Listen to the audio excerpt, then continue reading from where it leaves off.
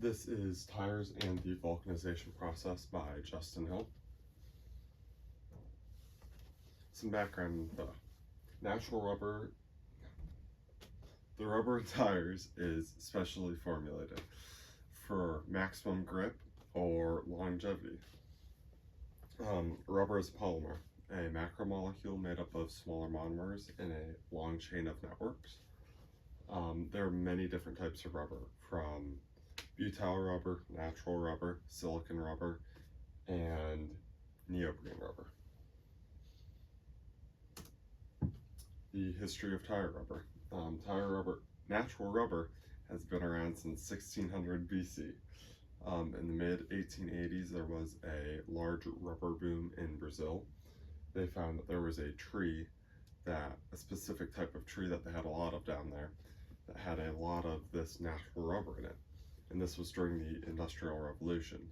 So they found that all this natural rubber was really good for sealing their new metal machines. They also put it on the bottom of some of their tires because of its natural sticky nature. The rubber pneumatic tire was first invented in 1888 by a surgeon when he saw his son struggling to ride up a cobblestone road. He then, I'm sure he used it for medical reasons and saw that the tubes held air very good. This was the beginning of the modern tire as we know it. The pneumatic tires are just tires that are rubber and filled with air. The natural rubber compound. It is an isoprene. The chemical formula is C5H8, structural formula of C2H3CHCH2. It is a part of the alkene functional group, and one of its biggest identifiers is the two carbon-on-carbon double bonds. You can see one there and there.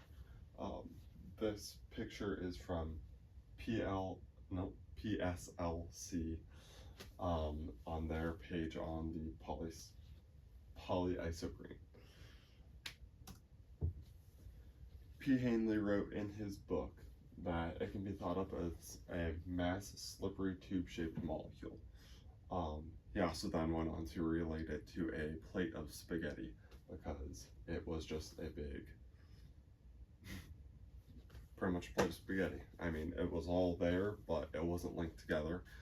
If you pull on one piece of spaghetti, it's only one piece is coming with it. You're not pulling the whole thing with it. Yes, natural rubber had many properties. Some positives were it was water resistant, so it was used for waterproof coats.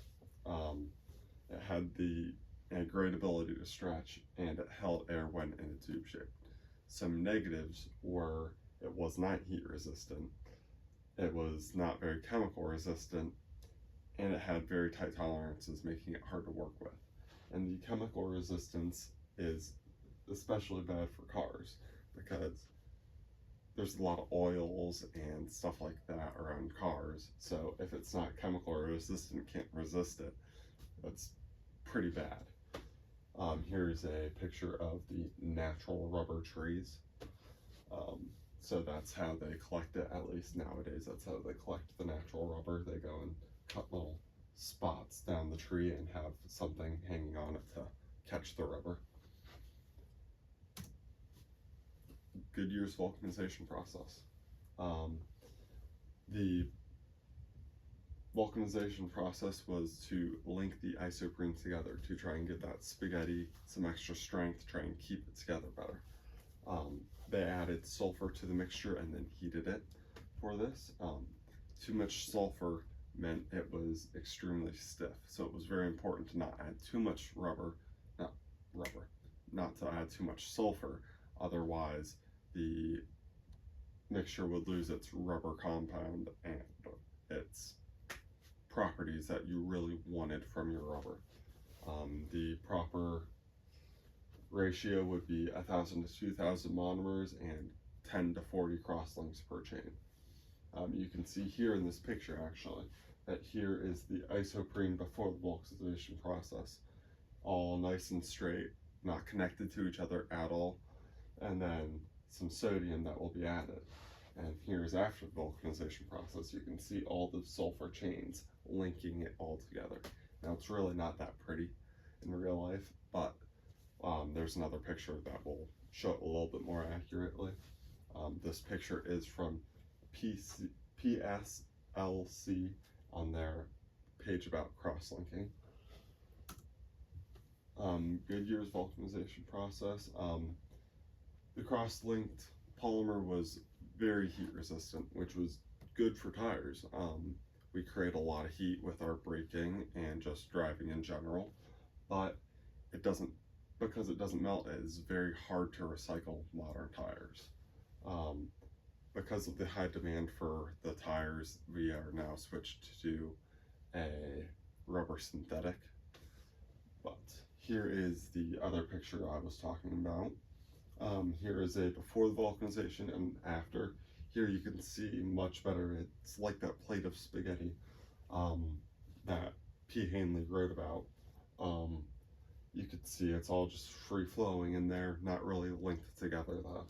And here is the after with all the sulfur cross links in there, holding it together nice and strong. This was also on the PSLC cross-linking page. Before we go any further, we should talk about the modern tire construction. So what most of us would think of when we see a tire is probably that sidewall right there. That is purely structural. There is, it really doesn't do much other than just help hold the air, hold the tire together. What there's a lot of regulations on is the tire tread right here. You go and when you're driving, it wears down, your treads do, and that is where when it gets too small, your tires aren't able to clear water, because that's what all these grooves are for, help you clear water and debris off the road. Like you see race car tires, they don't have treads, that's because their tracks are perfectly clear. So there's the tread, there's the beads that hold the tire to the rim. See how there's not a bottom? It seals with the rim. And there are belts and stuff, but that's just inside of the rubber to help it structurally. The tire's next innovation. The airless tire is what is pretty much next in the tire world. They've been developing them for a lot of years now, but it is hard to get the natural air feel of a tire without having the air. These tires don't have pressurized air. They have these rubber supports that you can see right there that hold the tire up. They would be puncture proof because you can't leak any air if there is no air. Yeah, they are marketed as environmentally friendly because you will not be losing tires due to punctures. Right now they are only being used on smaller vehicles like ATVs and forklifts. This picture is from Michelin.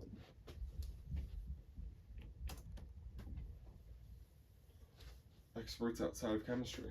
The government has rules on tire conditions and concerns for safety. Ohio says that there should be a minimum of 1/16 inch tread depth and no big bumps or bulges. That is what I was getting at before. You can see on this picture the treads. If it gets too small, then you're not clearing the water, you're not clearing the debris, especially with water. If it rains and you don't have enough tread depth, then you are not going to be clearing the water and you could easily lose control of your car. Environmental experts say that tires are bad for the environment. The tires go, and how you lose your tread depth is when you're moving and turning and stuff, little bits of the rubber stick to the road. That's how you lose your tread depth, is once you lose enough of it, you don't have your tread depth anymore. They're saying that when it rains, this rubber that is left on the road gets washed away into the soil and agriculture, and that is bad for it. They're urging policymakers to look into the matter, but as of now, they have no real grounds, no anything. Social impacts. Positives, modern tires are safer than ever before, and they add to the suspension of our car, giving us a very smooth ride. Negatives, rubber particles left on the road are bad for agriculture, and tires are hard to recycle. Tires were targeted by activists at one point. There was a group called Tire Extinguishers that went around cities at night deflating tires. They only deflated the tires on big SUVs. They were trying to make it so difficult to own one of these big gas guzzling SUVs that the SUV owners would try to get a smaller car instead. So they were trying to cut down on carbon emissions from the gas.